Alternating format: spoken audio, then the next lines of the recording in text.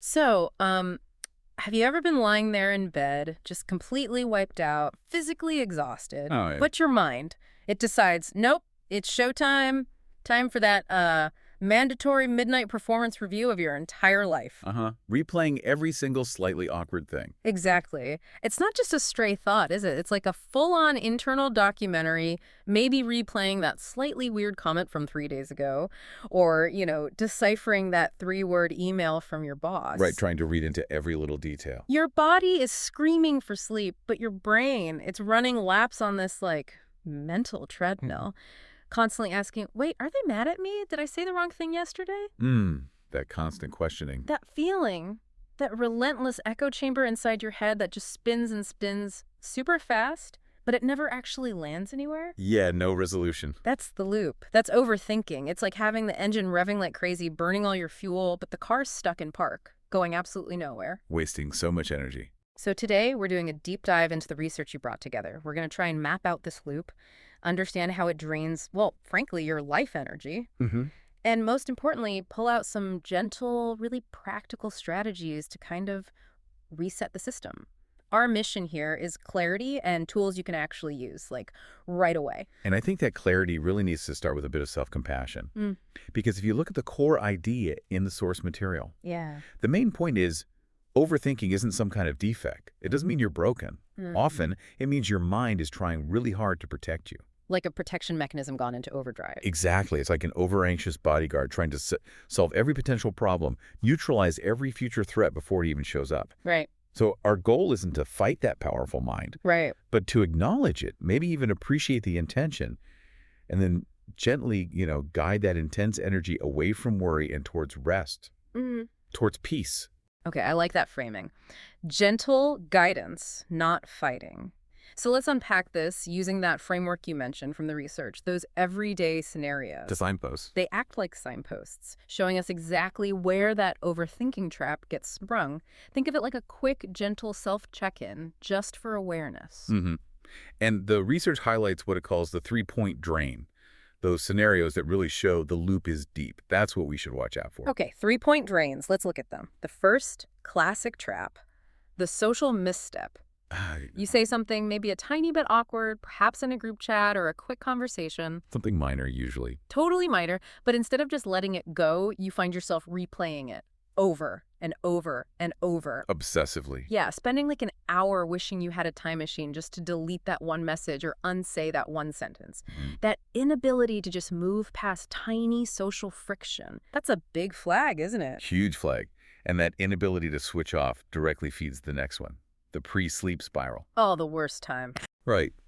Your body is finally trying to wind down, get some rest, Mm-hmm. but your mind is suddenly wide awake. And it's not just, lightly reviewing the day. It's actively spiraling into these endless, often catastrophic what-ifs. What if I fail the presentation? What if I offended them last week? What if that thing from 5 years ago comes back? Exactly. It becomes this exhaustive rehearsal of past failures and potential future disasters, precisely when your brain desperately needs quiet time to, defrag and repair. It's like the mind completely hijacks simple social cues, too. The research talks about the rejection fear. This one's common. So a friend, maybe a close friend, doesn't reply to your text right away. Could be hours, could be a day. And your immediate thought, the only possible conclusion is they're definitely upset with me. No other possibilities allowed. None. No room for maybe they're busy, maybe their phone died, maybe they're just sleeping. That instant leap straight to catastrophe, that sort of non-negotiable negative conclusion, that's a major sign the overthinking loop just got triggered. Absolutely. And it's not just about reacting to things that have happened. It applies to anticipating things, too. The notes mention anticipation anxiety. Ah, okay. Tell me about that one. So say you're waiting to meet someone important. Maybe it's a job interview, a first date, a big presentation. Right, high stakes. Exactly. And you start imagining everything that could possibly go wrong. Not just one or two things, but like a detailed disaster movie playing in your head. You trip walking in, you say something stupid, they hate you instantly. All of it. You run through these scenarios until the feeling, the anxiety, gets so intense you actually want to cancel the whole thing just to make the mental movie stop. Wow. Just to escape the internal simulation. It's amazing how little it can take sometimes. Like the next one. It's a short answer catastrophe. Oh, yeah, the K-text. Right. Someone sends you a really short reply, maybe just okay, or even just K. Mhm. And instantly, this fear just takes root. You're convinced they dislike you, or they're actively avoiding you, or you must have fundamentally offended them somehow. All from one letter. It's wild. The sheer brevity triggers this full-blown internal crisis. It really shows how the mind loses all sense of proportion when it's in that loop. It really does. And if we zoom out, look at the bigger picture. The ultimate warning sign that overthinking is really deeply dug in is that daily state of just feeling constantly overwhelmed. It's not just occasional mental clutter. No, it's more than just feeling a bit lost in thought or having a busy mind. It's this persistent feeling of mental exhaustion, like your brain is always on, always worrying. That signifies that this high-energy worry mode has basically become your default setting. That sounds exhausting. It is exhausting. Yeah. But what's fascinating and actually hopeful is the interpretation that research provides. If you recognize yourself in most of those scenarios, if you scored high on that scale, they mentioned like 22 to 30 points. Yeah. It means, yes, this loop is draining a big part of your life energy. That's the tough news. Yeah. But the silver lining, simple awareness. The moment you actually recognize, okay, I'm in that rejection fear loop right now, or, yep, this is the pre-sleep spiral, that recognition itself is a really powerful first step towards untangling it. Okay, that makes sense. Just naming it, seeing the pattern, takes away some of its invisible power. Exactly. But awareness alone, it doesn't always stop the spinning, does it? If my mind is genuinely convinced that replaying that awkward chat message for the 10th time is somehow necessary self-protection. Right, if it feels essential. Yeah. How do we gently intervene then? What did the notes suggest are the most effective ways to break that momentum? To actually give the mind permission to rest? That's the perfect question. And knowing the mind is trying to protect us helps us choose strategies that are gentle, not forceful. Yeah. We're not trying to wrestle it into submission. Okay, gentle interventions. I like that. The research you pulled together offered 4 really powerful, actionable shifts, things you can actually do. All right, let's get practical. Strategy 1.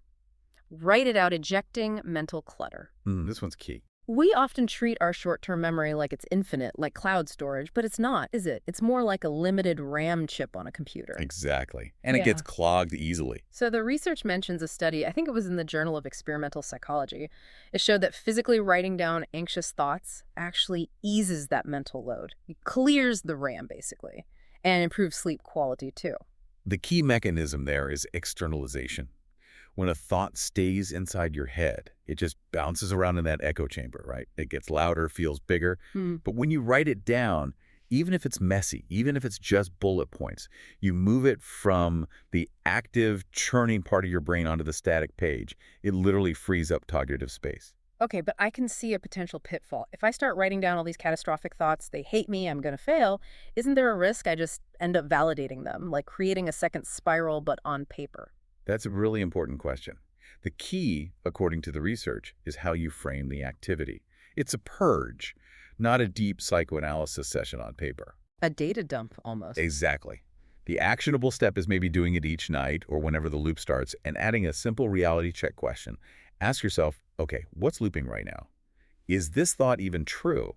Add that critical filter. Right. Write it out, acknowledge it exists, maybe question its absolute truth, and then leave it there. Yeah. You're not trying to solve the world's problems on that page. You're just taking the noisy stuff out of the active echo chamber in your head. Okay. Externalize and gently question. Got it. Let's move to strategy 2. Rest without doing the power of stillness. This feels hard, especially today. We're always told to be productive, to optimize. It's incredibly countercultural, isn't it? But that's why it's so necessary. Why stillness specifically? Why not just distract myself with a game or scroll through social media? Isn't that rest? Well, distraction is still input. It's still stimulation. Our modern lives bombard us with constant new information, things to react to, problems to solve, screens to look at. But the source material really emphasizes that the brain needs actual stillness, periods of non-doing, to heal and reset the neural pathways that are responsible for worry. If you're constantly feeding it new content or forcing it to problem solve, Those anxiety circuits never get a break. they never get a chance to quiet down. They stay primed, ready to fire up again at the slightest trigger. So what does rest without doing look like in practice? If I'm supposed to resist the urge to grab my phone or start planning my grocery list. It requires consciously setting aside a little time each day, honestly, even 10 minutes can make a difference where there is zero agenda. No agenda at all. None. No screen, no fixing anything, no active problem solving. It's about embracing radical non-doing for a short period. Okay, examples. It could be just walking gently, maybe without music or a podcast, just walking. Or simply sitting and gazing out the window at the clouds. Or closing your eyes and just listening to the sound of your own breath. Sounds uncomfortable at first. It probably will be. The goal is to tolerate that initial discomfort of stillness, that urge to do something, until those worry pathways finally get the message and begin to settle down. It takes practice. Okay, practice tolerating stillness. That leads nicely into thinking about momentum. Overthinking feels like momentum, doesn't it? Like a runaway train. Definitely. The faster that loop spins, the harder it feels to just stop. Which brings us to strategy 3, interrupt the loop the reset button. So the idea is when you catch your mind starting to rev up, you gently say aloud or even just firmly in your head, pause, and then act. But how does just saying pause actually break that powerful mental loop? The brilliance of this one is in pattern disruption. Mental loops, like any habit, thrive on routine. They follow predictable neural pathways. Inertia keeps them going. By making a small, immediate physical shift, you force your brain to process a new external stimulus. It interrupts the internal monologue. It literally stops the mental momentum in its tracks. You're breaking the circuit. Precisely. You interrupt that neural cascade before it gains too much speed. So we're talking about physically changing our state to reset our mental state. What kind of physical interrupts did the research find most effective? What works? It's usually about immediate sensory shifts, things that pull you out of your head and into your body right now. Like? Simple things. Stand up if you're sitting. Walk to the kitchen and get a glass of cold water. Feel the coolness. Splash some cold water on your face. That's a classic physiological reset. Or just look out the nearest window and really focus on something in the distance. A tree. A building. Notice the details. Yes. The point isn't to solve the underlying worry in that second. It's just to create a cognitive speed bump. You shift from abstract internal worry to concrete immediate physical sensation. And that shift buys you precious seconds of breathing room. It stops the spin cycle, momentarily at least. A pause button for the brain triggered by the body. I like that. Okay, finally, strategy 4. Reframe the voice inside cognitive reframing. This one feels like maybe the trickiest because it involves challenging those really deep, automatic, often negative thoughts. It can be challenging, absolutely, but it's also profoundly effective over time. Yeah. Because the way you talk to yourself internally, that dialogue either soothes you or it exhausts you. And overthinking often sounds like an internal bully, doesn't it? It really does, or just a relentless critic.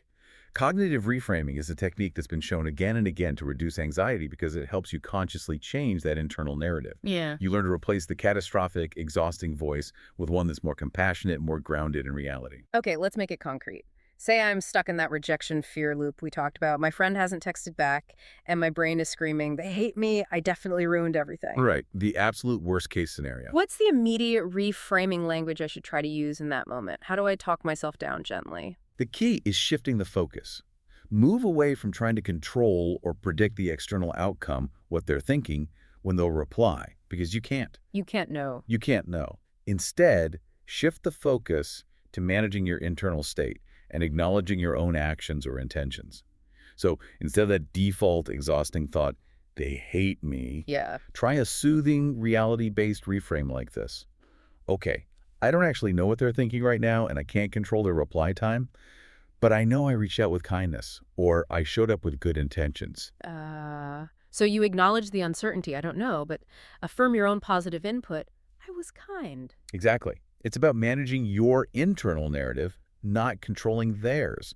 It acknowledges the reality you don't have all the answers while simultaneously affirming your own positive qualities or actions. You're basically learning to treat yourself like a friend, offering reassurance, rather than a suspect under interrogation. Treat yourself like a friend. That's a powerful shift right there. So, wrapping this up, what does this all really mean for you, the listener, who might be caught in these loops? This whole deep dive seems to show that peace isn't really found by somehow managing to solve every single potential future problem inside your head, because, let's face it, that's impossible. Utterly impossible. Peace is found, it seems, By giving your mind explicit, gentle permission to just stop running that race, to rest in the present moment, even if it feels uncertain. And if we connect that back to the bigger picture, that core idea we started with, that deep-seated impulse to overthink, it's so often driven by that fundamental human need for certainty, for control. We want to know what's We coming. desperately want to know because the unknown feels threatening. We explore every single angle, run every simulation because we're trying to protect ourselves from uncertainty. Yeah. But the simple, gentle strategies we've talked about today, writing it out, embracing stillness, interrupting the physical loop, actively reframing that inner voice, these are all practical, powerful steps toward untangling those destructive thought patterns. They help you reclaim that precious life energy that worry consumes. Okay, so here's a final thought to maybe mull over, something to carry with you from this deep dive. Since overthinking is, at its heart, your mind trying so hard to protect you from uncertainty, what if the greatest, most effective act of self-protection you can actually offer yourself isn't trying to control the future? What if it's simply trusting the present moment just as it is, and consciously, gently, letting go of the need to have the entire unwritten future all figured out right now? That's a powerful reframe itself. Maybe you deserve rest, you deserve peace, and you really can heal one gentle, intentional step at a time.